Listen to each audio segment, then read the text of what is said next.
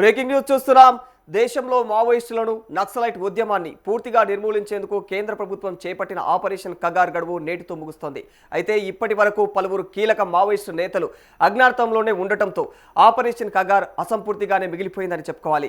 వేల మంది బలగాలతో అడవులను జల్లెడపడుతూ ఉన్నా కూడా కేంద్ర కమిటీ సభ్యులు గణపతి, ఇక మినియల్ జెస్రా, ఇక పస్నూరి నరహరి తదితర నేతల ఆచూకీ లభించలేదు. వారిని పట్టుకునేందుకు ప్రస్తుతమైతే వివిధ రాష్ట్రాల్లో కూడా సుమారు 10,000 మంది బలగాలు అడవుల్లో అవిశ్రాంతంగా గాలిస్తూనే ఉన్నాయి.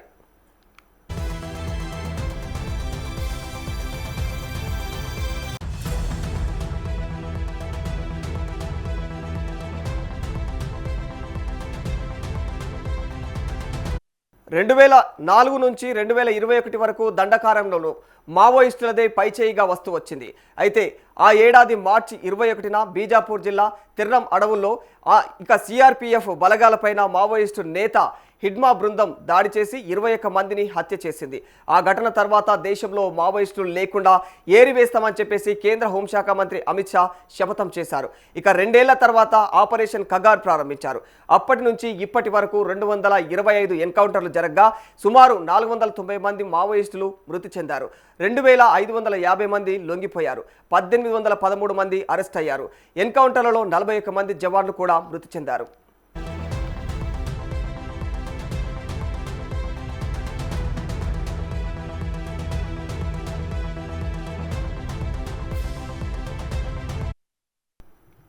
దేశంలో మావోయిస్టు పార్టీ దాదాపుగా తుడిచిపెట్టుకుపోయిందని చెప్పుకోవాలి. ఆపరేషన్ కగార్ ప్రారంభమైనప్పుడు మావోయిస్టు పార్టీలో 14 మంది కేంద్ర కమిటీ సభ్యులున్నారు. ఆ తర్వాత జరిగినటువంటి వరుస ఎన్కౌంటర్లలో పార్టీ చీఫ్ బసవరాజు, చలపతి, వివేక్ గౌతమ్, ఇక గాజర్ల రవి, భాస్కర్ ప్రయాగ్, ఇక కబ్జా రామచందర్ రెడ్డి, కదిరి సత్యనారాయణ రెడ్డి, హిడ్మా, గణేష్ మృతి చెందారు. ఇక దేవ్, సోను, సతీష్ పోలీసుల ఎదుట లొంగిపోయారు. ప్రస్తుతం జార్ఖండ్కు చెందినటువంటి బేస్రా, తెలంగాణకు చెందినటువంటి గణపతి, ఇక ఎవరైతే పసునూరు నరహరి అలియాస్ సంతోష్, ఇక వర్త శేఖర్ అలియాస్ మంగు, ఇక జోడే రత్నాబాయి అలియాస్ సుజాత, ఇక నక్క సుశీల అలియాస్ రేలా, రంగబోయిన భాగ్య అలియాస్ రూపి తదితరులు అజ్ఞాతంలోనే ఉన్నట్లు తెలుస్తోంది. అయితే గణపతి, ఆయన భార్య సుజాతతో పాటు మరొకరికి సంబంధించినటువంటి ఎలాంటి సమాచారం అయితే ప్రస్తుతం పోలీసుల వద్ద లేదని తెలుస్తోంది. ఇక మిగతా ముగ్గురు మాత్రం లొంగుబాటు ప్రయత్నాల్లో ఉన్నట్లయితే విశ్వసనీయ వర్గాల నుంచి అయితే సమాచారం అందుతోంది. అయితే దళ సభ్యులు, ఇక డీవీసీఎం, ఇతర నాయకులు కలిసి మొత్తంగా 100 మందికి పైగా అజ్ఞాతంలో ఉన్నట్లయితే పోలీసులు అనుమానిస్తూ ఉన్నారు. వీరంతా కూడా లొంగిపోయినా, పట్టుబడినా, ఎన్కౌంటర్లలో మరణించినా దేశం మావోయిస్టు రహితంగా మారిపోతుందని చెబుతున్నారు. అయితే లొంగిపోకపోతే ఖచ్చితంగా ఎన్కౌంటర్లు చేస్తామని అయితే పోలీసులు చెబుతూ ఉన్నారు.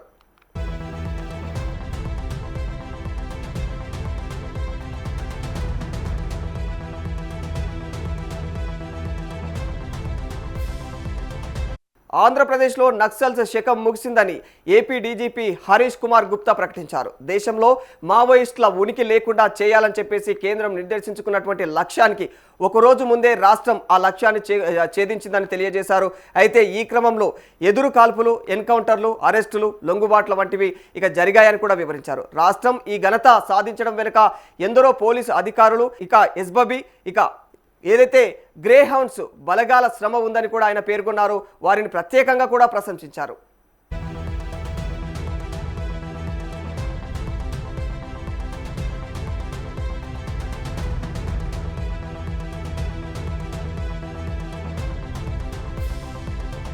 ఆంధ్రప్రదేశ్లో నక్సల్స్ శకం ముగిసిందని ఏపీ డీజీపీ హరీష్ కుమార్ గుప్తా ప్రకటించారు. దేశంలో మావోయిస్టుల ఉనికి లేకుండా చేయాలని చెప్పేసి కేంద్రం నిర్దేశించుకున్న లక్ష్యానికి ఒకరోజు ముందుగానే రాష్ట్రం ఆ లక్ష్యాన్ని ఛేదించిందని తెలియజేశారు. ఇక ఈ క్రమంలో ఇక ఎదురు కాల్పులు, ఎన్కౌంటర్లు, అరెస్టులు, లొంగుబాట్లు వంటి ఎన్నో జరిగాయని ఆయన తెలియజేశారు. ఇక రాష్ట్రం ఈ ఘనత సాధించడం వెనుక ఎందరో పోలీస్ అధికారులు, ఇక గ్రే హౌండ్స్ బలగాల శ్రమ ఉందని చెప్పేసి ఆయన పేర్కొన్నారు. ఇక వారిని ప్రత్యేకంగా కూడా ప్రశంసించారు.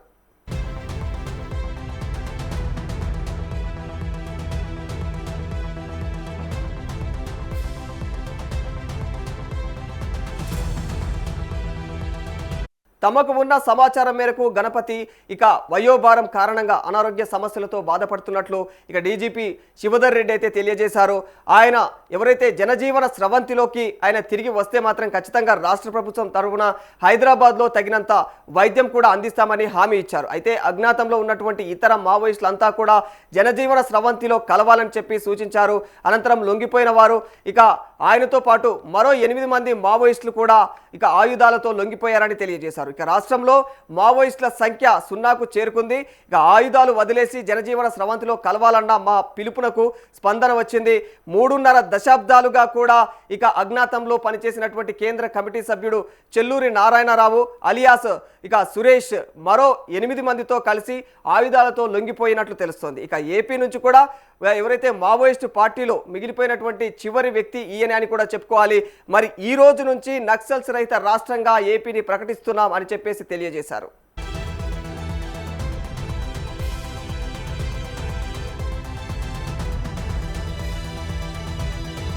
ప్రాథమిక ఆరోగ్య కేంద్రాలు ప్రతి ఒక్కరికి 5 కిలోల ఆహార ధాన్యాలు అందజేస్తామని చెప్పారు.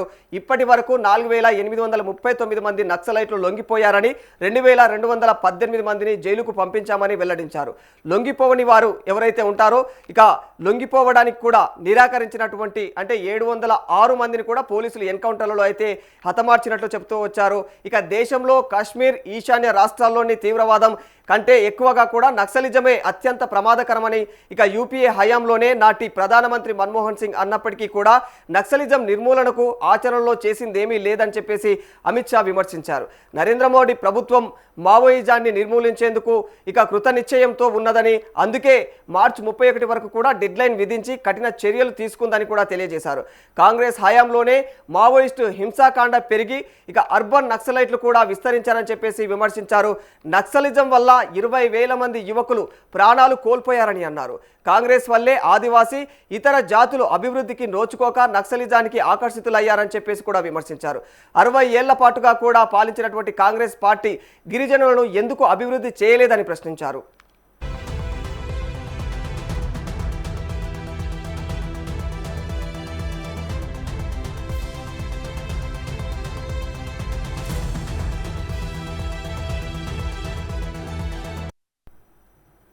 ఇక సల్వాజుడుం కేసులో 2011లో అప్పటి సుప్రీంకోర్టు న్యాయమూర్తి జస్టిస్ సుదర్శన్ రెడ్డి నక్సల్స్కు అనుకూలంగా తీర్పు ఇవ్వడంతో ఇక ఆ తర్వాత జల్వాజుడంలో పాల్గొన్నటువంటి వారందరినీ కూడా నక్సలైట్లు చంపేశారని అమిత్ షా అన్నారు. అలాంటి వ్యక్తిని కాంగ్రెస్ పార్టీ ఉపరాష్ట్రపతిగా నిలబెట్టిందని చెప్పేసి విమర్శించారు.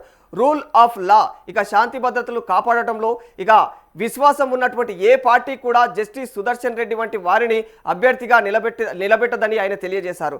ఇక జల్వాజుడం ఏదైతే సల్వాజుడం 2005లో ప్రభుత్వ మద్దతుతో ఒక ప్రజా ఉద్యమంగా అయితే ప్రారంభమైంది.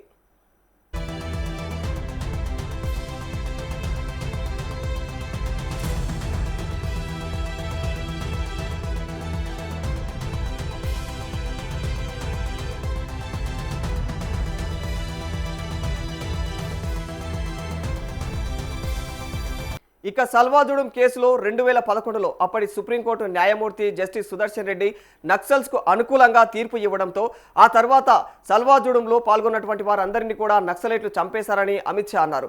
అలాంటి వ్యక్తిని కాంగ్రెస్ పార్టీ రాష్ట్రపతిగా ఇక నిలబెట్టిందని కూడా విమర్శించారు. ఇక రూల్ ఆఫ్ లా శాంతి భద్రతలు కాపాడడంలో విశ్వాసం ఉన్నటువంటి ఏ పార్టీ కూడా జస్టిస్ సుదర్శన్ రెడ్డి వంటి వారిని అభ్యర్థిగా నిలబెట్టదని అన్నారు. ఇక సల్వాజుడం 2005లో ఇక ప్రభుత్వ మద్దతుతో ఒక ప్రజా ఉద్యమంగా ప్రారంభమైంది.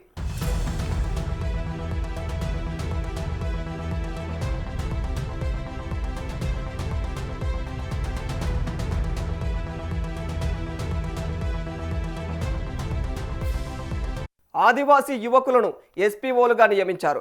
ఉగ్రవాదాన్ని వ్యాప్తి చేసేవారిని ఎదుర్కోవడానికి వీరికి శిక్షణనిచ్చారు. ఇక సల్వాజుడంను ఏ బీజేపీ కార్యకర్త ప్రారంభించలేదు, కాంగ్రెస్ నాయకుడు శ్రీమాన్ కర్మ ప్రారంభించారు. నక్సలైట్లు ఆయనను దారుణంగా చంపేశారు. నక్సలైట్లపైన ప్రభుత్వం చేస్తున్నటువంటి పోరాటం చట్ట విరుద్ధమని జస్టిస్ సుదర్శన్ రెడ్డి నేతృత్వంలోని ధర్మాసనం 2011 జూలై 5న తీర్పు చెప్పి ఇక ఎస్పీఓల వద్ద ఉన్నటువంటి ఆయుధాలను వెనక్కి తీసుకోవాలని ఆదేశించింది. దీనివల్ల ఏం జరిగింది జరిగింది. ఇక వీరి వద్ద ఉన్న ఆయుధాలను వెనక్కి తీసుకున్నారు. కానీ నక్సలైట్ల చేతుల్లో ఆయుధాలు అలాగే ఉన్నాయి. వారు సల్వాజుడంతో సంబంధం ఉన్న వారిని ఏరికోరి మరీ చంపేశారు. అదే సమయంలో అంటే అదే సుదర్శన్ రెడ్డి ఆ తర్వాత ఏదైతే వివక్షాల తరపున ఉపరాష్ట్రపతి అభ్యర్థి అయ్యారు. మాకు నక్సలైట్లతో సంబంధం ఏముందని చెప్పేసి కాంగ్రెస్ పార్టీ అంటోంది. అయితే అదే ఆ సంబంధం అని తెలియజేశారు. ఇక మన న్యాయ వ్యవస్థలోని న్యాయమూర్తులు తటస్థంగా ఉంటారని చెప్పేసి నమ్ముతూ ఉంటారు. అయితే అది మన న్యాయ వ్యవస్థకు ఆత్మ. కానీ ఒక వ్యక్తి న్యాయమూర్తి అయ్యాక కూడా తన యొక్క వ్యక్తిగత భావజాలాన్ని ఉపయోగిస్తూ దానికి రాజ్యాంగ ముసుగును వేసి మరీ ఇక ప్రజల ప్రాణాలు పోయేలాగా కూడా తీర్పులు ఇచ్చారు.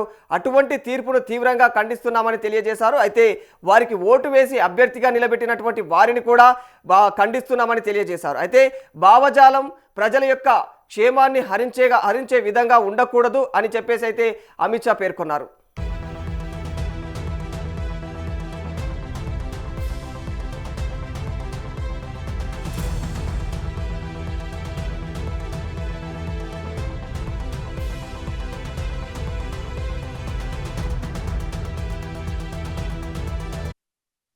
రాజ్యాంగాన్ని ఉల్లంఘించి ఆయుధాలు చేపట్టే వారి పట్లనే మానవత్వం ప్రదర్శించడం సరైనది కాదని, నక్సల్స్ దాడుల్లో మరణించిన సాధారణ ప్రజలకు మానవత్వం వర్తించదా ఇక అని చెప్పేసి ఆయన ప్రశ్నించారు. మరి మావోయిస్టులతో చర్చలు జరపాలని చెప్పేసి అర్బన్ నక్సల్స్ రాసినటువంటి ఇక ఏదైతే వేలాది వ్యాసాలను కూడా తాను గత 6 రోజులుగా చదివానని చెప్పేసి, నక్సల్స్ దాడిలో చనిపోయిన ఎంతోమంది అమాయకులపైన కూడా ఎందుకు వ్యాసాలు రాయలేదని చెప్పేసి నిలదీశారు. వారి ప్రాణాలకు విలువ లేదా అని కూడా ప్రశ్నించారు.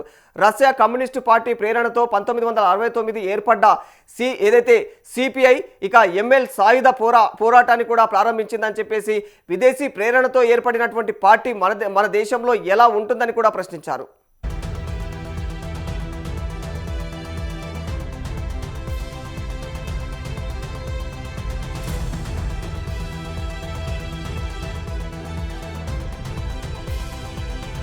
తెలంగాణ ఛత్తీస్గఢ్ సరిహద్దుల్లోని దట్టమైన అటవీ ప్రాంతంలో భద్రతా బలగాలు చేపట్టినటువంటి ఆపరేషన్ బ్లాక్ ఫారెస్ట్ గురించి అమిత్ షా సభలో వివరించారు. సుమారు 50 కిలోమీటర్ల పొడవు 37 కిలోమీటర్ల వెడల్పు ఉన్నటువంటి ఒక కొండపై మావోయిస్టులు ఏకంగా ఒక శాశ్వతమైనటువంటి క్యాంపును ఏర్పాటు చేసుకున్నారని తెలియజేశారు. 400 నుంచి 500 మంది మావోయిస్టులు ఉన్నటువంటి ఆ క్యాంపుపై ఎండలు మండిపోయే సమయంలో కూడా మన భద్రతా బలగాలు వీరోచితంగా దాడి చేశాయని ఆయన పేర్కొన్నారు. 45 డిగ్రీల ఉష్ణోగ్రతలో రోజుకు కేవలం 300 గ్రాముల నీటితో జవాన్లు 21 రోజుల పాటుగా కూడా ఈ ఆపరేషన్ను సమర్థవంతంగా నిర్వహించారు. ఇక ఈ ఆపరేషన్తో ఇక బస్తర్ తెలంగాణ ప్రాంతాల్లో మావోయిస్టు ఉద్యమానికి పెద్దపీట వేసినటువంటి వారందరినీ కూడా ఇక అనగార్చి వేశామని కూడా కేంద్ర ప్రభుత్వం తెలియజేస్తా ఉంది. ఈ ఆపరేషన్లో కోబ్రా ఇక సిఆర్పిఎఫ్ దళాలతో పాటుగా కూడా స్థానిక పోలీసుల పోరాటం మరువలేనిదని కూడా అని ఆయన కొనియాడారు. ఇక ఎంపీ ఎవరైతే అసదుద్దీన్ ఓవైసీ ఇక గ్రేహౌట్స్ పాత్ర గురించి కూడా సభలో ప్రస్తావించగా ఇక అమిత్ షా స్పందించారు. తెలంగాణ ప్రభుత్వం తమ బలగాలను కొండపైకి పంపలేమని, కానీ మావోయిస్టుల కిందకు వస్తే మాత్రం ఖచ్చితంగా ఆడుకుంటామని చెప్పేసి తెలియజేశారు. ఇక కొండ దిగి వస్తున్న మావోయిస్టులను సమర్థవంతంగా అడ్డుకున్నందుకు వారికి ధన్యవాదాలు అని అమిత్ షా తెలియజేశారు. తెలంగాణ రాష్ట్ర కమిటీలో ప్రస్తుతం మావోయిస్టుల ప్రాతినిధ్యం కూడా శూన్యమని తెలియజేశారు.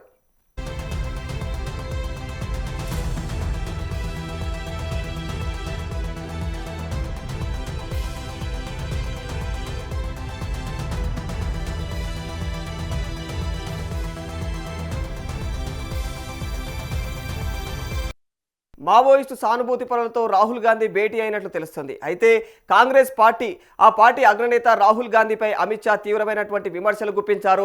రాహుల్ గాంధీ తన రాజకీయ ప్రయాణంలో అనేక సార్లు నక్సల్స్ వారి సానుభూతి పరులతో వేదికలు పంచుకున్నారని చెప్పేసి ఆరోపించారు. ఇందులో భాగంగానే 2018లో హైదరాబాద్లో వామపక్ష భావజాలానికి దగ్గరగా ఉండేటువంటి గుమ్మడి విఠలరావు అలియాస్ గద్దర్తో ఆయన ప్రత్యేకంగా సమావేశమయ్యారని కూడా తెలియజేశారు. నక్సలిజాన్ని పరోక్షంగా ప్రోత్సహించే వారితో కాంగ్రెస్ నేతలు ఇక అంట కాగడం వల్లే ఇన్నేళ్లుగా కూడా వామపక్ష తీవ్రవాదం అనేది పేట్రేగిపోతుందని తెలియజేశారు.